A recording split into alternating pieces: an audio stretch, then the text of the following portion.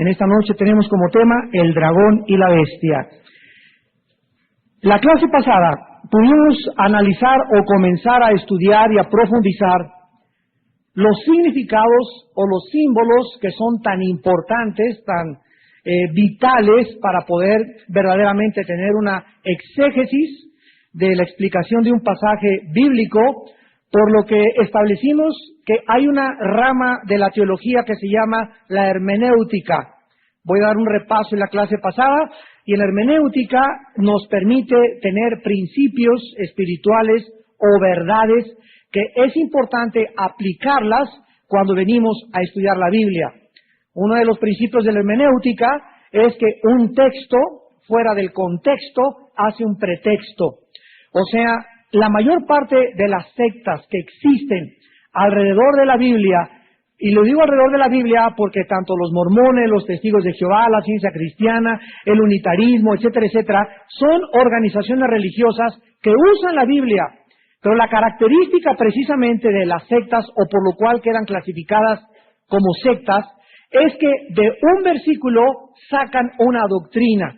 O sacan un versículo de su contexto, repito, hacen un pretexto, desarrollan una doctrina sin tomar en cuenta todos los demás pasajes de la palabra de Dios. Y toda la Biblia, los 66 libros que forman este volumen de literatura maravillosamente y divinamente inspirada por Dios, hacen una suma de todas las cosas que Dios tiene. Entonces dijimos que no puedo estudiar Apocalipsis sin tener el libro de Daniel. No puedo tener Ezequiel sin estudiar Daniel. No puedo comprender Isaías si no he leído Primera y Segunda de Reyes. Y así nosotros tenemos que ir viendo la unidad de los libros de la Biblia, porque es como una tela donde los mismos hilos van entretejidos y por todos lados hay que seguir ese hilo para no agarrar y salirnos y romper y hacer una rotura en esa tela o en ese vestido. Esto podría ser una ilustración adecuada. Entonces, la Biblia así tiene que estudiarse. Tenemos siempre que estar comparando versículo con versículo, precepto sobre precepto, línea sobre línea, para no caer en una herejía o no irnos a los extremos, porque últimamente las herejías son las verdades llevadas a un extremo. Repito, una herejía es una verdad llevada a un extremo. Pudimos ver en la clase pasada lo que significan las bestias, como en el versículo 1. Juan vio salir del mar una bestia con 7 cabezas y 10 cuernos, y en sus cabezas un hombre blasfemo. Vimos que las bestias representan en la Biblia imperios o gobernantes. Vimos también que las cabezas de las bestias representan lo mismo. Una bestia con una cabeza, ¿verdad?, es un gobierno con un gobernante, o un imperio con una cabeza. No se puede tener un imperio o un reino sin que haya una cabeza, un líder, un dictador o alguien que esté al frente. Vimos también claramente que los cuernos estaban representando la última forma del gobierno mundial, que son los que atañen a la estatua de Nabucodonosor en el capítulo 2. Muy bien, vamos en esta noche al capítulo 7 del libro de Daniel. Daniel capítulo 7. Y vamos a continuar analizando por qué el anticristo, también lo vimos la clase pasada, se le llama la bestia. Vimos que esta palabra en el griego terión, es y se usa para los animales salvajes, para los animales depredadores, sanguinarios y crueles. La Biblia hace una grande diferencia entre bestias y animales.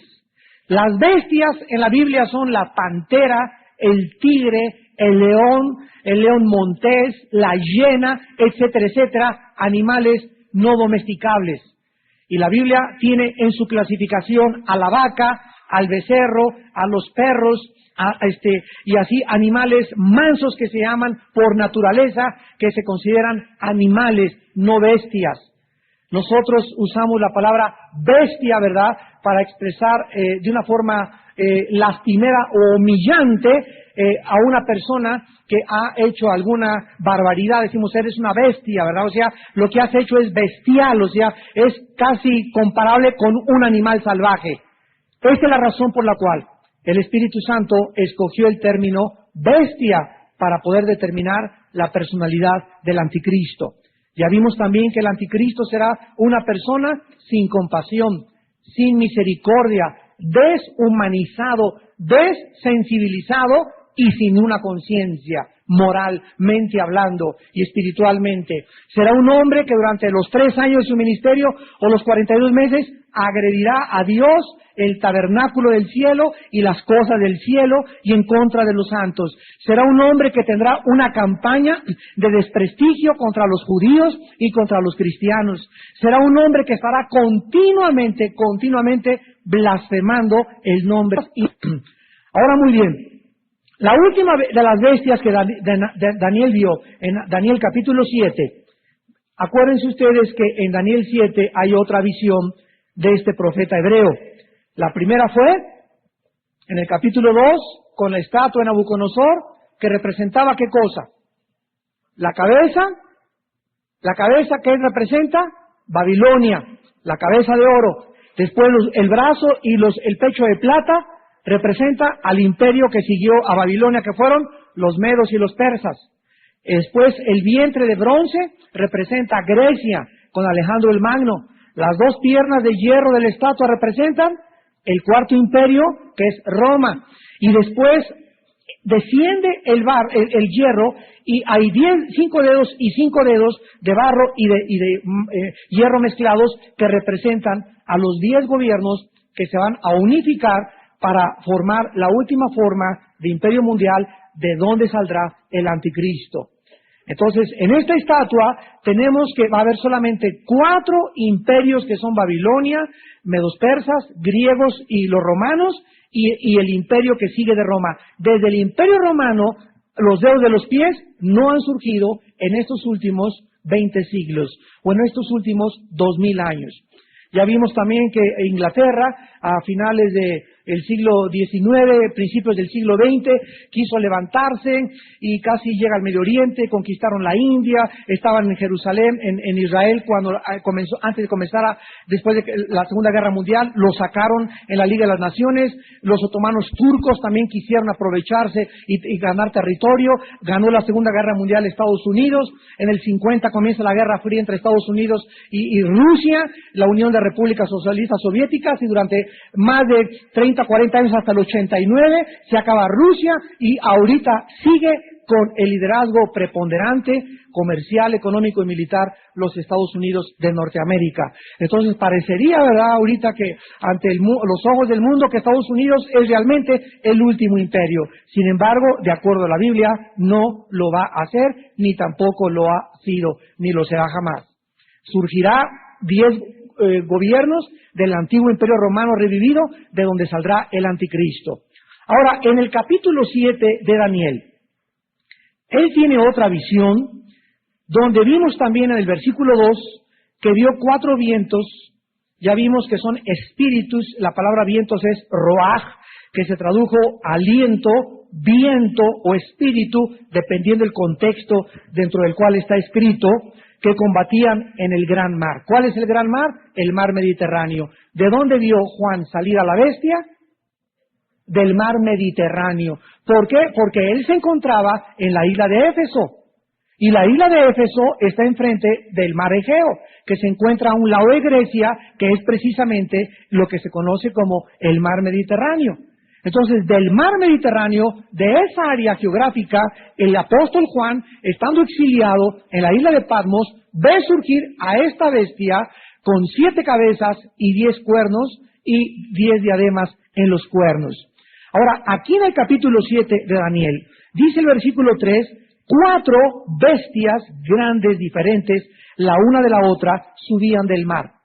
Vemos nosotros, para comprobar que estas bestias representan a gobiernos, que dice la Biblia en el versículo 17 de Daniel 7, estas 4 grandes bestias son 4 reyes que se levantarán en la tierra. Después recibirán el reino los santos del Altísimo y poseerán el reino hasta el siglo, eternamente y para siempre. Noten ustedes, pongan mucha atención. En el capítulo 2 son 4 imperios y el último 10 dedos. Y en el capítulo 7 son 4 bestias y dice que después de estas 4 bestias, versículo 18, recibirán el reino los santos del Altísimo. O sea que, de acuerdo a la visión del capítulo 2 de Daniel, y de acuerdo a la visión del capítulo 7 de Daniel, no van más que a surgir 4 imperios, y no hay otro lugar para otro imperio intermedio hasta que Cristo regrese al planeta Tierra. Una vez que nosotros tenemos esta plataforma escatológica o esta plataforma profética, ya no nos podemos mover. Ya es nuestra base, es nuestra directriz, es nuestra brújula para saber que aunque haya surgido Estados Unidos, aunque haya surgido Rusia, cristianamente y bíblicamente podríamos saber desde hace cientos de años que la Biblia no permitía a ningún otro imperio antes que viniera Cristo, porque el último imperio fue el Imperio Romano. Ahora, en la visión del capítulo 2, los 10 dedos que descienden de Roma, porque el último imperio va a resurgir de Roma, nos hacemos una pregunta. Aquí aparentemente son 1, 2, 3, 4 imperios, y el quinto imperio es los 10 dedos de los pies. Pero aquí en la visión del capítulo 7 dice que son 4 reyes, y después de estos reyes recibirán el reino los santos del Altísimo. Vamos otra vez a repetir enfáticamente. ¿Cuáles son estos 4 imperios de la estatua de Nabucodonosor? Babilonia apunta a lo que es Irak. Los medos persas, que en 1935 cambiaron el nombre de Persia a Irán. Apúntalo, Irak, Irán. El tercero que es Grecia, que permanece con el mismo nombre, y el cuarto que es Roma. Entonces, cuando en la visión del capítulo 2, la piedra golpeó la estatua que representa a Cristo, ¿dónde pegó? Pegó en los pies. O sea, cuando venga Cristo, estarán reinando los 10 dedos de los pies, o la forma de los últimos 10 gobiernos encabezados por el anticristo, lo cual nos confirma Apocalipsis 17. Después vamos a pasar para allá. Cuando venga Cristo va a golpear en los pies de la estatua, pero recuerden que cuando Cristo golpea la estatua, también son derribados el oro, la plata, el bronce y el hierro. O sea que cuando venga Cristo, volverán otra vez a resurgir como imperios mundiales: Irak, Irán, Grecia y Roma. En el capítulo 7 de Daniel, en el versículo 4, hay las bestias, y la primera es un león, que representa Babilonia. La segunda, versículo 5, es un oso, que representa a los medos persas. La tercera, versículo 6, es un leopardo, con 4 alas de ave en sus espaldas, que representan los 4 generales a los cuales Alejandro el Magno, en su muerte, repartió el imperio griego. Y la cuarta bestia, en el versículo 7, es indescriptible. Ni siquiera el Espíritu Santo encuentra un animal para poder ilustrar quién era esta cuarta bestia. Ahora, pongan en mente y tengan mucho cuidado. Recuerden ustedes, el león, el oso y el leopardo. Vamos otra vez, Apocalipsis 3, y comparemos esta escritura. Apocalipsis 13, versículo 2. Y la bestia que vi era semejante ¿a quién? ¿De dónde sacamos la figura de un leopardo? De Grecia. Y a Alejandro el Magno se le dijo y se le acuñó la frase, el leopardo del Medio Oriente, por las conquistas vertiginosas que Alejandro el Magno llevó a cabo en menos de 11 años. A los 19 años, Alejandro el Magno ya era un grande conquistador. Murió a los 33 años de edad. Y había conquistado casi toda Europa, casi todo el norte de África y casi todo el Medio Oriente. A él se le llamaba el leopardo. Y la cuarta bestia que subía de la tierra tenía 2 cuernos, decía ya, ¿verdad? Tenía los cuernos del capítulo 7 de Daniel. Ahora, la bestia que ve Juan subir del mar era semejante a un leopardo, o sea, el cuerpo de la bestia es Grecia, los pies como de oso. ¿Quién es el oso? Los medos y los persas, Irán, y en la boca como de león, que es Irak o Babilonia. Vemos nosotros que el anticristo surge, y el cuerpo del anticristo, la forma de la bestia o bestia animal, no tiene una cabeza. Se describe como una bestia, como un monstruo al anticristo, y en lugar de tener una cabeza, tiene 7 cabezas. Además tiene 10 cuernos, y se describe el cuerpo que tiene la bestia: leopardo, Grecia, oso, medos persas, león, Babilonia. O sea que lo comprueba lo que dijo Daniel. Antes de que venga Cristo, el anticristo reunificará Irán, Irak, con naciones de Europa para formar una alianza que se da por manos humanos, pero no se mezclarán, así como el barro no se mezcla con el hierro, porque en el Oriente la religión es lo que basa, lo que determina la política. En el Occidente es el dinero. La mentalidad de los musulmanes, la mentalidad de los chiitas, la mentalidad de los sunis, la mentalidad de todas las religiones del Medio Oriente es básicamente la religión. Ahí nada de política, todo está basado en la religión. Aquí en el Occidente, en el dinero. Por eso nosotros no entendemos a los suicidas, cómo se pueden matar, porque todo allá está ligado con Alá y con la religión. Nosotros les llamamos fanáticos religiosos. Ellos nos llaman hijos de Satanás. Bueno, así está la situación, ¿verdad? ¿Qué haríamos si no tuviéramos un parámetro, ¿verdad? Para saber quién está bien, ellos o nosotros. Entonces, es maravilloso darnos cuenta que estas bestias las encontramos en Daniel 7, que representan a los últimos imperios que la Biblia dice que estarán vivos, estarán reunificados a la segunda venida de Cristo. ¿Y acaso no es interesantísimo que Irak haya vuelto a resurgir después de siglos, hasta 1991, cuando vino la guerra del Golfo Pérsico? Pues ahí está Irak, ¿verdad? Irak, ¿en dónde quedará? ¿Quedará al norte de Guadalajara o al sur de Chiapas? Tú le preguntabas a estudiantes, hicieron una estadística en Europa y todo, la mayor parte de los estudiantes ni siquiera sabían dónde quedaba Irak. Sin embargo, después de la guerra del Golfo Pérsico, hasta nuestros días, desde hace aproximadamente 12, 13 años, Irak es el centro. Qué curioso que si estamos en los últimos tiempos, Irak vuelva a convertirse en el centro de la atención mundial. Cuando hace 2600 años la Biblia nos dijo que Irak resurgiría como el centro del comercio internacional, político y religioso, donde el anticristo tendrá sus cuarteles ahí y en Roma. Qué interesante. El otro día estaba leyendo el libro de un ex ateo que se convirtió y me pareció fantásticas sus deducciones que él hizo para determinar que existiera Dios.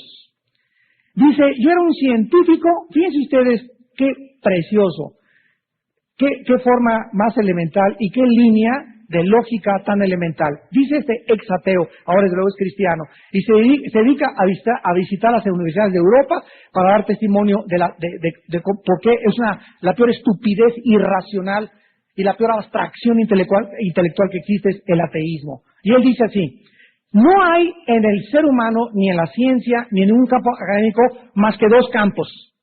No hay más que 2 campos. Uno es los evolucionistas, que creen que accidentalmente surgió la vida. Esto se llama naturalismo. O sea que por causas naturales surgió la primera célula. Y en el otro campo están los que dicen que el origen de la vida no fue por causas naturales, sino que se encuentra detrás un creador y diseñador inteligente. No hay más que esos 2 campos. O crees que hay un diseñador y un creador que hizo todas las cosas, o eres un naturalista que crees que por causas naturales todo fue creado. Entonces dice, yo me paré aquí en medio y yo estaba con el lado de los evolucionistas.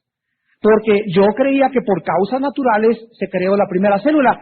Y dice, cuando comencé a investigar y a recorrer las bibliotecas más importantes y a hablar con los científicos evolucionistas más conocidos del planeta, lo primero que les dije fue, ¿de dónde sacaron ustedes que el origen del universo fue una primera célula cuando esto es imposible demostrarlo científicamente? Y le contestaron, pues de Carlos Darwin. ¿Y a Carlos Darwin de cuál fumó? Es un señor que se le ocurrió, que puso una postulación de una idea abstracta sobre la mesa, sus discípulos convirtieron todo esto, sin embargo, él jamás ni siquiera lo creyó en su libro El origen de las especies. Tú lo lees, que ya tiene más de un centenario que se publicó, y dice, puede que, chance y, no estoy seguro, no creo, a lo mejor.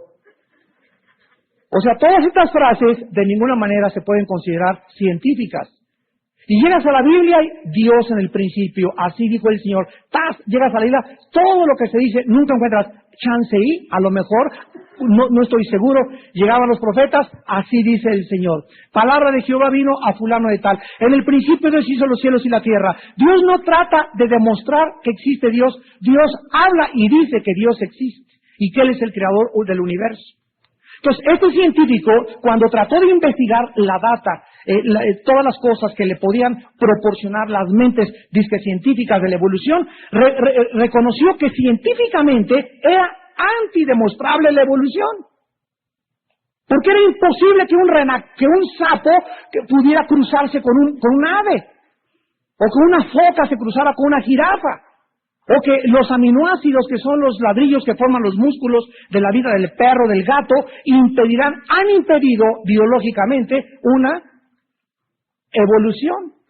Entonces existe la microevolución, que es el cambio entre las mismas especies, como el perro pastor alemán, perro salchicha, perro labrador, etcétera, etcétera, caballo pony, caballo percherón, caballo árabe, etcétera, etcétera, pero no existe la macroevolución, que es el cambio de una especie a otra especie. Si tú eres evolucionista, debes de saberlo. Hay la microevolución, que es el cambio dentro de las especies, y la macroevolución, que es el cambio de una especie a la otra. La macroevolución es anticientífica, y jamás hay un documento que pueda demostrar que ha habido un cambio de una especie a otra especie, de un perro a un camello, o de una vaca a un toro, o de un toro a una rana, o de una rana a una foca. Jamás ha existido en los 6,000 años que tenemos de historia. Entonces, cuando él dice en su libro, cuando yo no pude demostrar esto y me di cuenta que era por fe,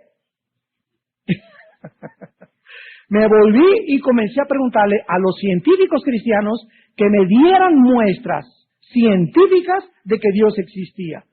Entonces me contestaron en el Instituto para la Creación y la Naturaleza de San Diego, California, donde agrupa más de 800 científicos cristianos, que él comenzara a estudiar las evidencias científicas que había en la Biblia, pero más que las evidencias científicas, las profecías cumplidas en la Biblia.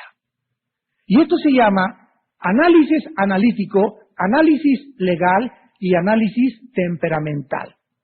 Y cuando él pudo analíticamente demostrar que la Biblia era real y que de una forma legal la Biblia era real y de una forma histórica y analítica la Biblia era real, dijo, me encontré con que tenía una montaña de evidencias de que la Biblia es real y que todo tuvo la causa con un creador por el diseño y el orden que existe, cuando no me encontré una sola prueba de que la evolución existe.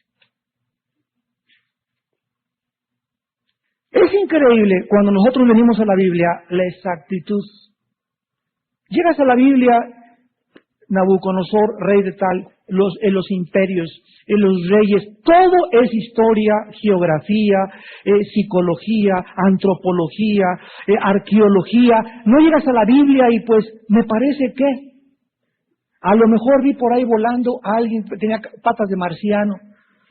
Llegas, por ejemplo, y tomas el Corán de los musulmanes, el Bhagavad-gita, los persas, el Tripitaka de Buda, los libros de Confucio y todos los libros sagrados que quieras y los pones del lado izquierdo. Ninguno de los libros sagrados que existen contienen ningún lenguaje profético.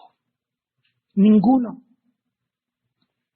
Y llegas a la Biblia y la comienzas a estudiar y Dios comienza a revelarte el origen de las naciones, el origen de la familia, el origen del ser humano, pero no solamente el origen, sino la Biblia nos dice, yo soy el Alfa y el Omega, nos muestra el principio y nos muestra a dónde acabaremos, como individuos y como naciones también. Los jueves estoy compartiendo un estudio en el sur que se llama Dios y las Naciones, se los recomiendo a los que les interese la historia. Es un estudio exhaustivo que estoy compartiendo del origen de las naciones, a la luz de la Biblia. Y es fascinante este estudio, porque nos muestra el origen de todos los imperios, el origen de la rebelión, de la astrología, del ocultismo, de la brujería, el origen de todas las cosas. Y todo se encuentra en este libro maravilloso que aquí abrimos los martes, que se llama la Santa Biblia. ¿Y sabes por qué se llama Santa Biblia? Porque dice la verdad. Es el único libro en el cual tú puedes confiar que te dice la verdad. Todos los demás son filosóficos, especulativos o hipotéticos. Muy bien, entonces aquí en Apocalipsis 13, regresamos. Las 4 bestias son 4 reyes o gobiernos. Los 10 cuernos son 10 reyes o gobiernos. El cuerno pequeño representa a un gobernante que se hará paulatina o progresivamente grande. Y los 3 cuernos desarraigados representan a 3 reyes que serán depuestos. Regresamos a Daniel. Y veamos esto con más detenimiento. Daniel tiene la visión de estas 4 bestias, el león, el oso, el leopardo y la 4ª bestia. Y en el versículo 8, dice, mientras yo contemplaba los cuernos, otro cuerno pequeño salía de entre ellos. La única referencia que se nos da de la 4ª bestia en el versículo 7 es que tenía 10 cuernos. Después de esto no se vuelven a mencionar en toda la Biblia hasta el libro de Apocalipsis. Los 10 cuernos. ¿Dónde están los 10 cuernos? En la 4ª bestia. ¿Quién es la 4ª bestia? El antiguo imperio romano. Muy bien, dice el versículo 8, mientras yo contemplaba los cuernos, otro salió de entre ellos y delante de él fueron arrancados 3 cuernos de los primeros. Y he aquí que este cuerno tenía ojos como de hombre y una boca que hablaba grandes cosas. Estuve mirando hasta que fueron puestos tronos. Observen, al acabar la visión de la 4ª bestia, inmediatamente el profeta Daniel ve el juicio de Dios y nosotros recibiendo el reino del Altísimo en la otra vida. Después de mirar, se sentó un anciano, versículo 9, de días, cuyo vestido era blanco como la nieve, el pelo de su cabeza como lana limpia, y su trono llama de fuego, y las ruedas del mismo fuego ardiente. Un río de fuego procedía y salía de delante de él, millares de millares le servían, y millones de millones asistían delante de él. El juez se sentó y los libros fueron abiertos. ¿Qué es lo que Daniel vio? Hace 2600 años, lo mismo que el apóstol Juan vio 600 años después, en el capítulo 20 de Apocalipsis, versículos 11 al 15, que se llama el juicio del gran trono blanco. Donde está Dios representado con el pelo blanco como el anciano de días, representando su eternidad de Dios, el que no tiene principio ni fin, y donde los libros son abiertos, y el que no se encontró escrito en el libro de la vida fue arrojado en el lago de fuego y azufre. Vemos pues la armonía entre Daniel, Ezequiel, Isaías, Abraham, Josué, David, Juan, Pablo, todos absolutamente estos más de 40 hombres que escribieron la Biblia, unos pescadores, otros profetas, otros higueros, otros agricultores, otros apóstoles, otros pescadores, ninguno de ellos casi se conoció. Sin embargo, los más de 40 autores de la Biblia que hicieron los 66 libros que forman la Biblia, todos hablan de lo mismo. Ninguno se contradice, y lo que aparentemente parece una contradicción es un problema intelectual de tu mente, no es un problema de Dios.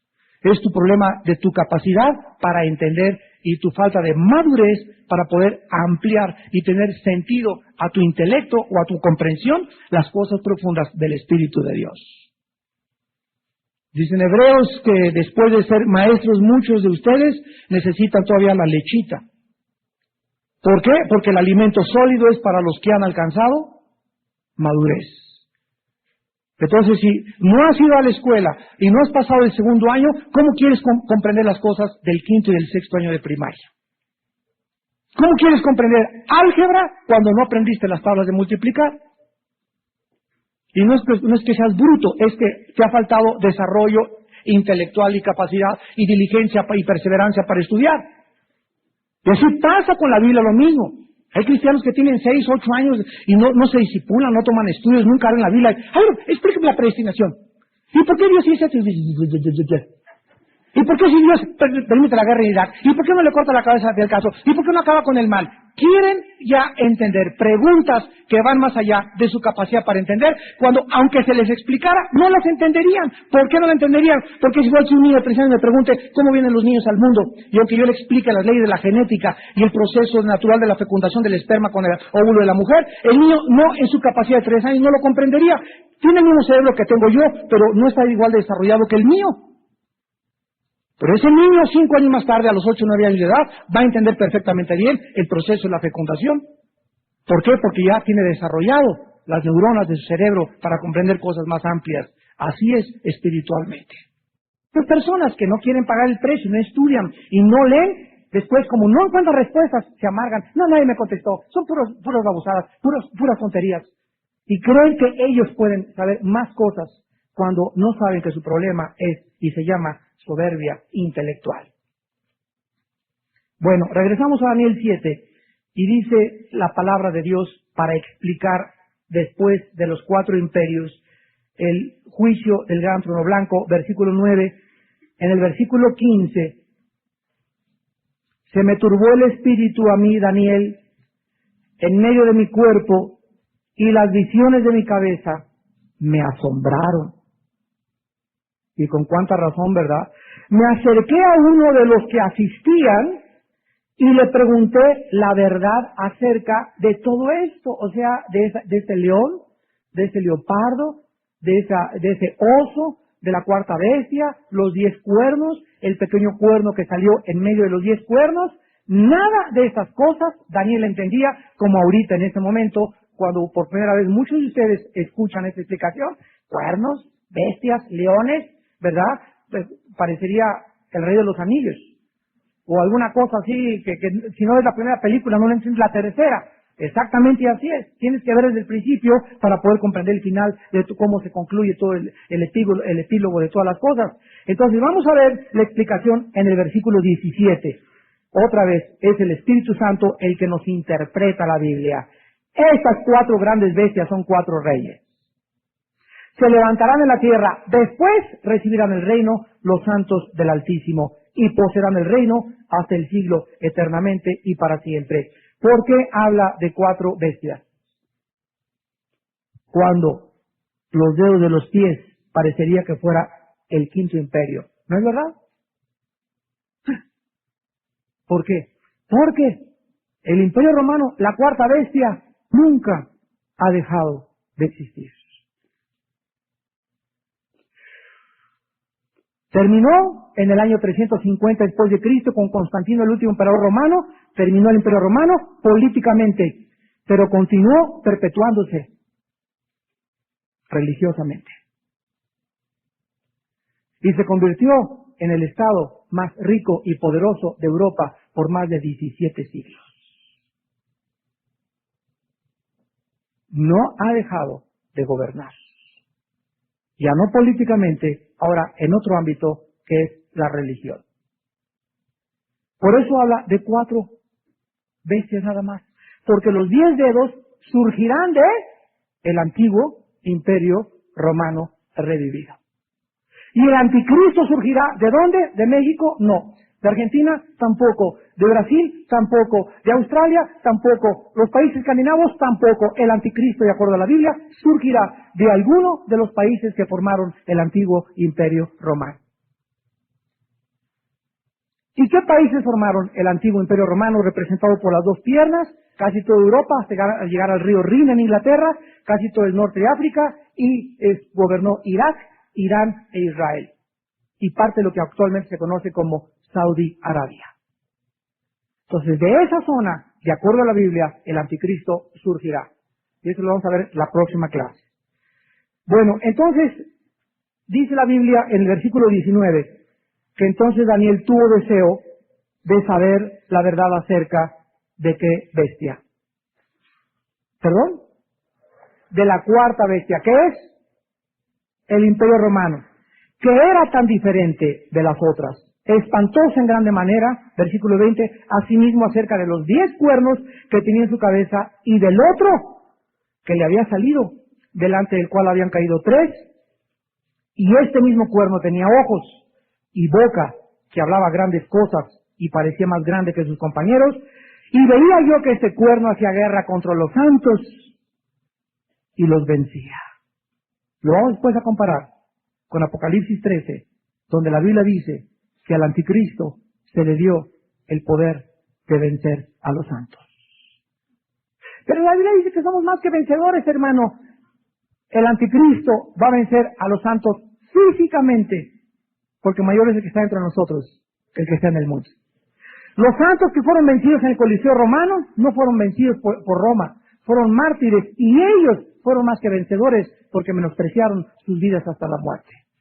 Entonces, el hecho que el anticristo o alguien le quite la vida a un cristiano no significa que esa persona haya vencido. Cuando el diablo, a través de Judas, entregó a Cristo al gobierno romano y a los judíos para que lo crucificaran, parecería que el diablo había vencido a Cristo y las fuerzas del mal y las potestades de las tinieblas habían vencido al Hijo de Dios, pero que susto se llevó a los 3 días cuando resucitó.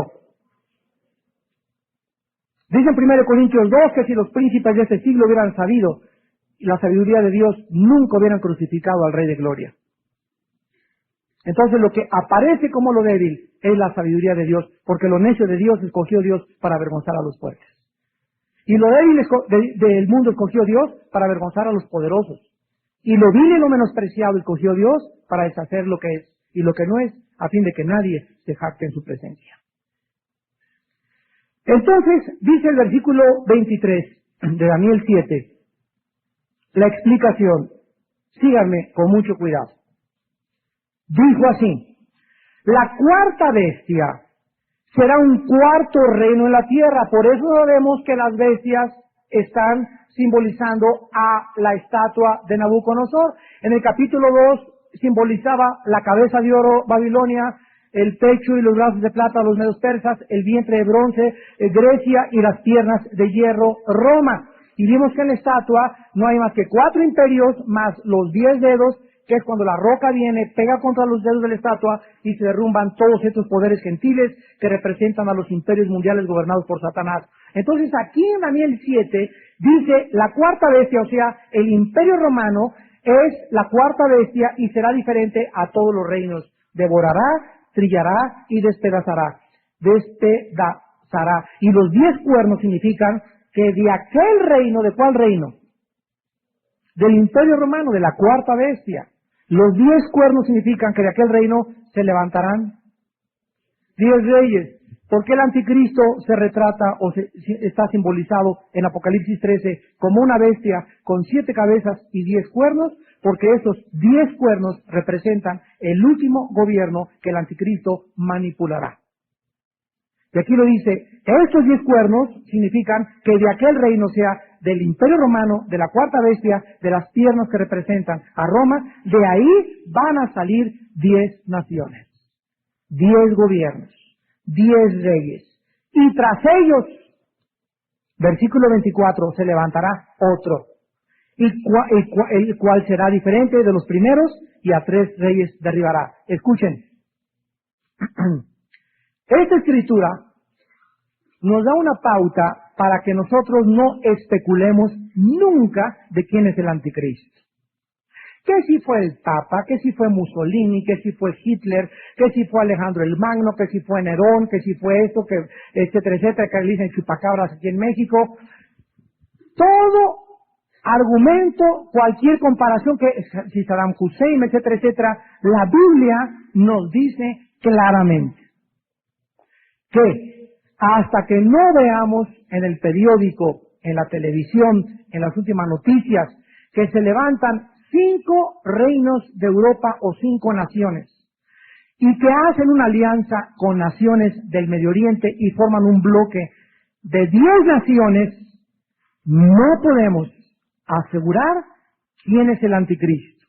Porque la Biblia dice que hasta que no se formen estas últimas 10 naciones que formarán el último bloque de gobierno mundial, nunca el anticristo se podrá conocer, porque de estas 10 naciones surgirá el anticristo, que se le conoce aquí como el cuerno pequeño.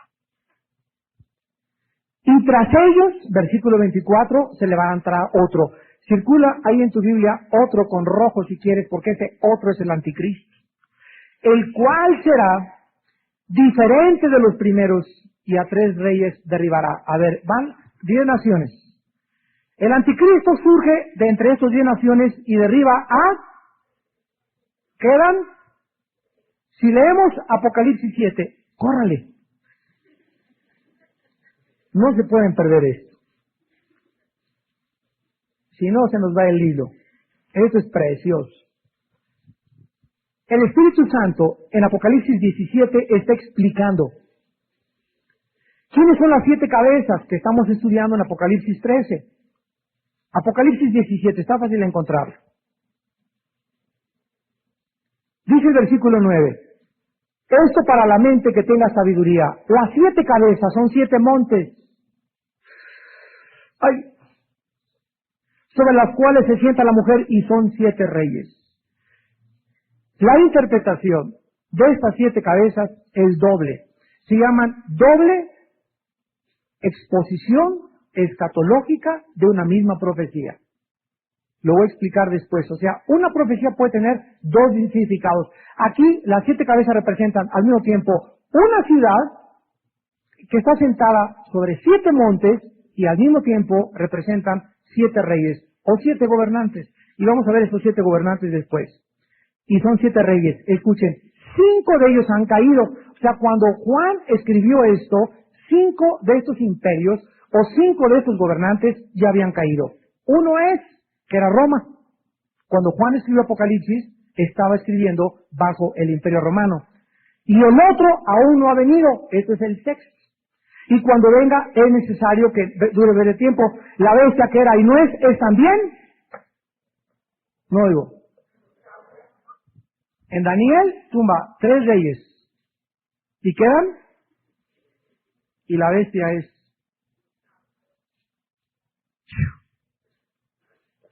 Se están dando una atragantada hoy en la noche, pero de aquellas.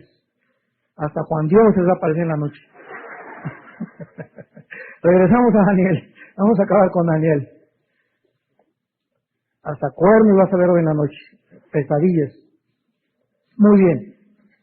Entonces dice claramente el versículo 24, Daniel 7, que de aquel reino, el cuarto reino, que es el imperio romano, se levantan 10 reyes. Tras ellos se levanta otro, el cual será diferente. Y aquí el versículo 25 ya comienza a describir claramente quién es este pequeño cuerno que se levanta entre los 10, porque dice, hablará palabras contra el Altísimo y a los santos del Altísimo quebrantará.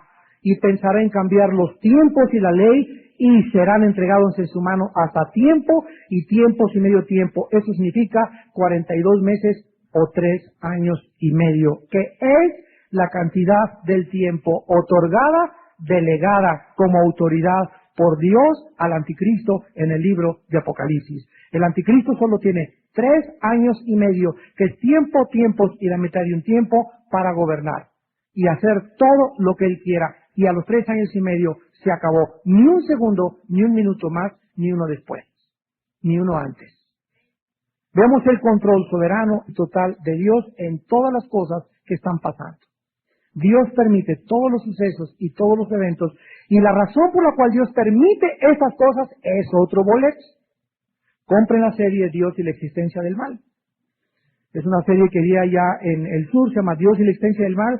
Ahí explicamos, creo que son 8 conferencias, claramente el por qué Dios permite la maldad. Y es una explicación profunda de todas estas cosas, pero ese es otro tema. Muy bien. Entonces vemos claramente, ¿verdad?, que la cuarta bestia es Roma. De Roma salen o del antiguo Imperio Romano salen 10 gobiernos y que involucraban tanto el Medio Oriente como Europa. En la alianza de la estatua se mezcla el barro con el barro representa el Medio Oriente, el hierro representa Europa, y después de esta fusión o de este amalgamiento, de este tratado internacional que va a haber entre Europa y el Medio Oriente, de ahí va a salir el anticristo. Y eso a la luz del siglo XXI es increíble. Ahorita está el Medio Oriente hirviendo como una olla de grillos.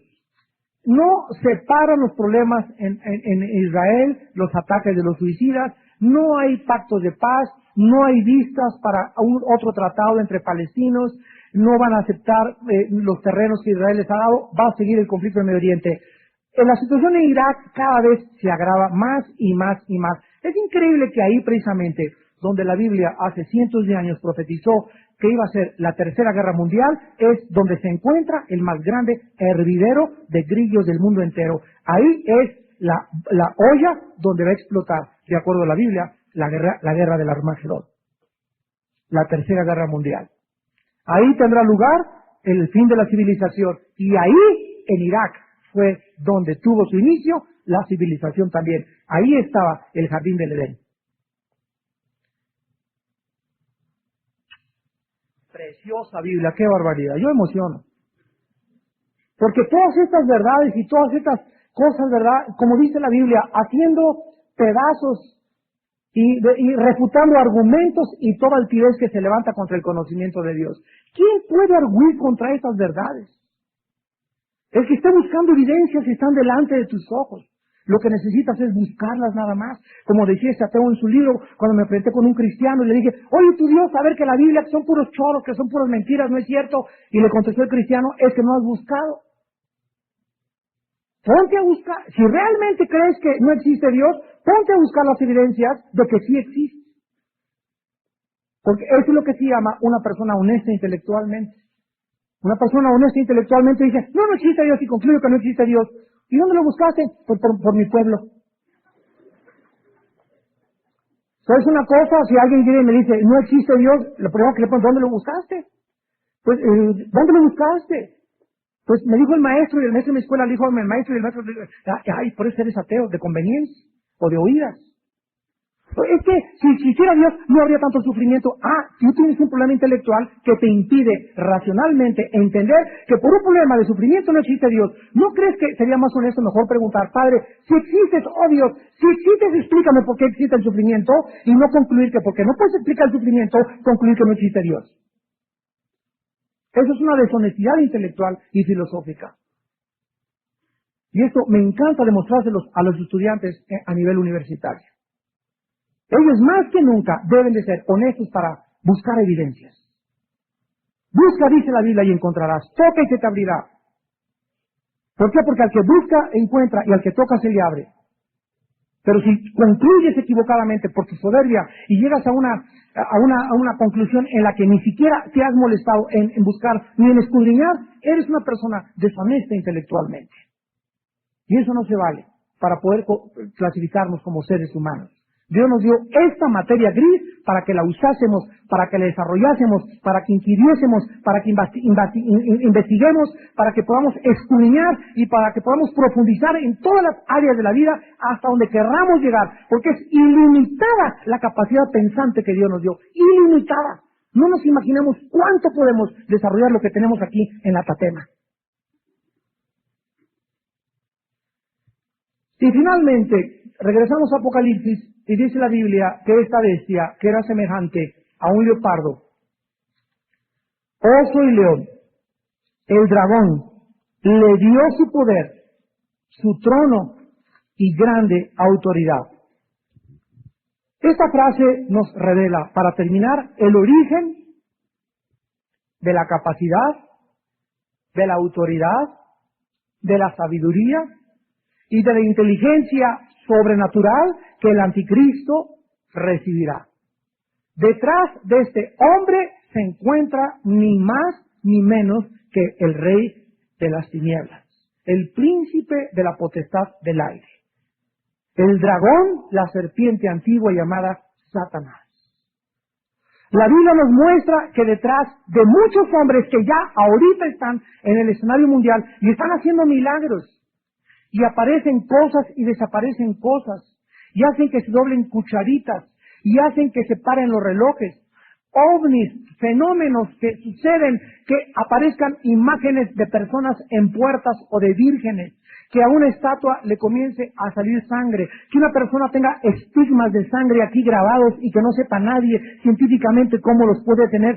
Tantas cosas que están estudiando dentro del terreno de la parapsicología, la Biblia nos revela que detrás de muchos poderes y de muchos actos sobrenaturales no se encuentra Dios, sino que hay otro poder que imita el poder de Dios y que solo sus hijos y sus hijas, con la capacidad que se llama en la Biblia el discernimiento espiritual, seremos capaces de decir, ese milagro no es verdadero, detrás de esto se encuentra Satanás.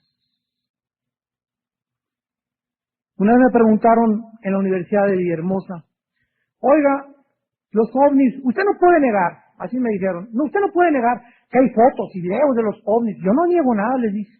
Claro que hay fotos y videos, pero para los cristianos no son ovnis, son ovis. ¿Qué quiere usted decir? Me preguntó un maestro. Son objetos voladores identificados. Ah, ¿sí? ¿Y quiénes están detrás de ellos? Los venusinos, los marcianos. Y les dije, los príncipes y las potestades de Satanás. Sabemos que detrás de todas esas cosas se esconden mentiras y prodigios y maravillas mentirosas, como dice segunda de Tesalonicenses 2, del 4 al 7. Cuando venga Satanás, vendrá con maravillas, milagros y prodigios, pero mentirosos. De ahí el peligro de a todo lo sobrenatural llamarle es Dios detrás. Cuando Moisés llegó al faraón de Egipto, agarró Moisés y aventó su vara y se convirtió en una serpiente. Y los hechiceros del faraón imitaron el mismo milagro, aventaron sus varas y también se convirtieron en culebras. Nada más que la de Moisés se comió a las demás. Pero ¿qué nos enseña este fenómeno? Que tanto Satanás puede materializar la energía. Satanás puede hacer que este púlpito ahorita se comience a elevar. Satanás puede levitar a una persona. Satanás puede hacer que esta cosa se mueva, que se abra la llave de agua de tu casa, que se prenda tu televisor, que oigas ruidos de cadenas arriba. Puede entrar en una persona a través de sus espíritus y cambiar la personalidad de la persona, cambiarle la voz a la persona, así que la persona se retuerza como víbora en el suelo. Puede hacer miles de cosas que nadie se explica, ni aunque les eches agua bendita. En la televisión los pasan, no son fenómenos psíquicos, son problemas de esquizofrenia, son problemas de manía depresiva, los clasifican como enfermedades mentales. La Biblia dice que se encuentra detrás de todo lo que nos rodea un poder que se llama el misterio de la iniquidad, que ya está en acción. Y detrás de él se encuentra Satanás. En la tentación de Jesús, recuerdan en Mateo 4, 8 al 9, el diablo le dijo a Cristo, te ofrezco todos los reinos del mundo y la gloria de ellos a cambio de que te hinques y me adoras. Cristo le dijo, Satanás, aléjate de mí, porque escrito está, adorarás al Señor tu Dios y a Él solo servirás. Sin embargo, lo que Cristo rechazó, el anticristo lo aceptará. Y recibirá de Satanás el poder y la gloria y todo lo que pertenece al mundo, lo que Cristo rechazó miles de años de anticipación. Pero la bestia aceptará esta proposición del dragón y va a recibir a cambio, aquí lo dice en Apocalipsis 13:2, su poder de la bestia. Es decir, va a recibir el anticristo la capacidad energetizante. Satanás lo va a energetizar. Y eso es lo que va a recibir, es lo que significa la palabra poder, o la capacidad dinámica del anticristo. Se encontrará Satanás detrás de él. En segundo lugar, Satanás le va a dar su trono, o sea, el dominio de ejercer poder sobre todas las naciones. Y de por sí que ya la Biblia explica que todas las naciones tienen un velo. Dice 2 Corintios 4:4 que el Dios de este mundo, Satanás, ha cegado el entendimiento de los incrédulos para que no les resplandezca la luz del Evangelio de Jesucristo. Entonces Satanás ejercerá un poder, nadie lo entiende.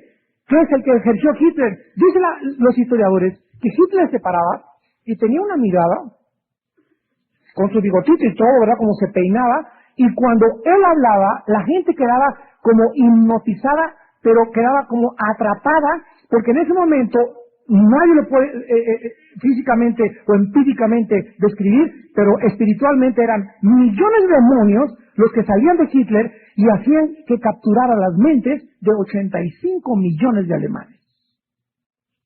¿Cómo podían escuchar a ese hombre y quedarse así paralizados? Dicen sus más cercanos colaboradores en sus biografías que estaban cerca de Hitler y se le quedaban mirando, y cuando los miraba Hitler se sentían que se desmayaban.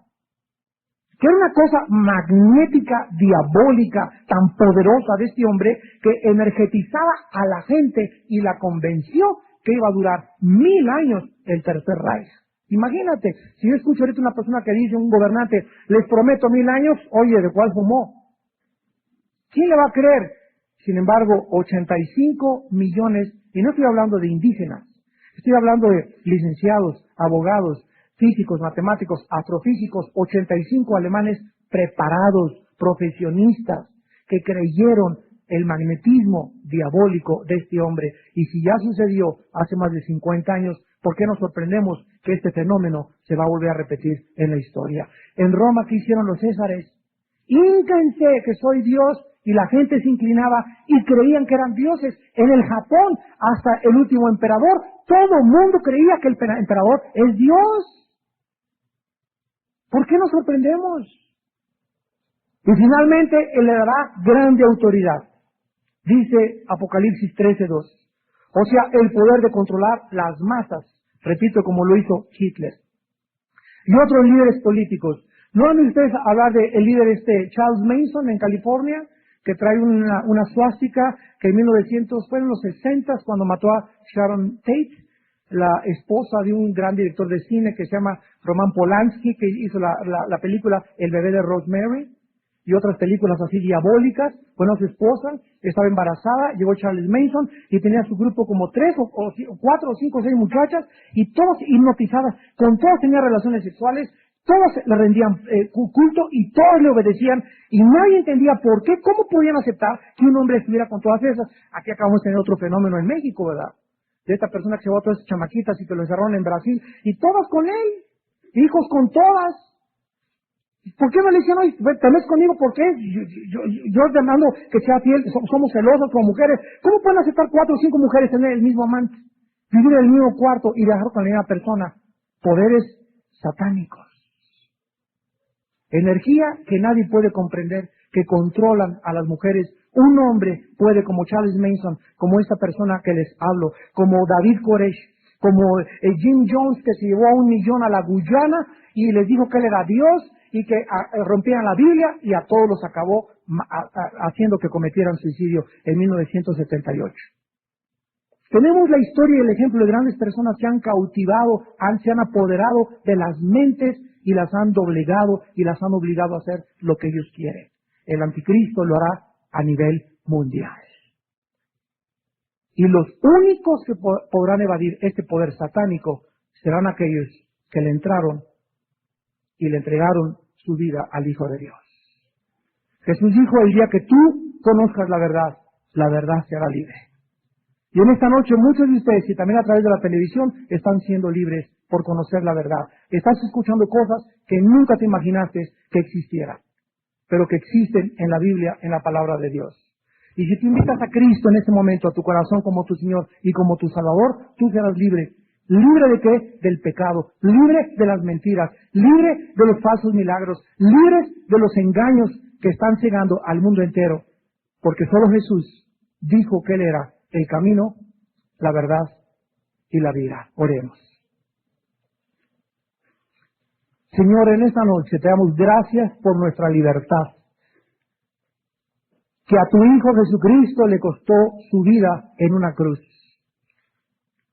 Con la sangre preciosa que Él derramó en el Calvario, pagó el precio de nuestra libertad. Y ahora, Señor, no tenemos por qué ser engañados una vez más. Ahora no tenemos por qué creer todas las cosas que suceden como fenómenos paranormales alrededor nuestro. Ahora sabemos en quién hemos creído. ¿Y qué otro líder en la historia como Jesús? Manso y humilde de corazón. ¿Qué otro líder en la historia dio su vida por sus seguidores? ¿Qué otro líder pudo desde la cruz decirle a sus enemigos, perdónalos, Padre, porque no saben lo que hacen? ¿Qué otro líder en la historia ha declarado verdades absolutas diciendo que Él era la verdad, el camino y la vida? Que Él era la resurrección y la vida. Pero no solamente lo dijo, sino que de forma asombrosa y sobrenatural lo cumplió. Al haber vencido la tumba los 3 días y haberse levantado de entre los muertos y habernos dicho, ahora yo soy el que vive y estuve muerto, mas he aquí que vivo por los siglos de los siglos y tengo las llaves de la muerte y del infierno. He aquí os doy potestad sobre toda fuerza del enemigo. Ningún arma forjada contra ustedes prosperará. Ningún enemigo te podrá hacer frente durante todos los días de tu vida. Como estuve con Moisés, estoy con ustedes. Yo soy Jesús. Yo soy Jesús, el Alfa y el Omega, el pan que descendió del cielo, el principio y el final. Yo soy Jesús, la luz del mundo, el agua de vida, el Salvador, el Mesías, el Hijo de Dios. Jesús, te adoramos en esta noche. Solo tú eres digno de nuestra adoración. Gracias por haber vencido a nuestro enemigo y al enemigo de tu Padre, a Satanás, con tu muerte en la cruz. Gracias porque lo exhibiste públicamente en la cruz, como un mentiroso, como un engañador. Y ahora pides que nosotros proclamemos este mensaje de libertad a toda la humanidad, para que la humanidad pueda entender y creer que tú eres verdaderamente el que vino del Padre, que todas las cosas te las entregó tu Padre a ti, y que así como tu Padre te envió, tú ahora nos envías a nosotros a vivir para ti y ya no para nosotros mismos. Este Jesús resucitado y entronizado al lado del trono de Dios en este momento te pide en esta noche, ahorita que tú le estás viendo a través de la televisión, que le entregues tu vida.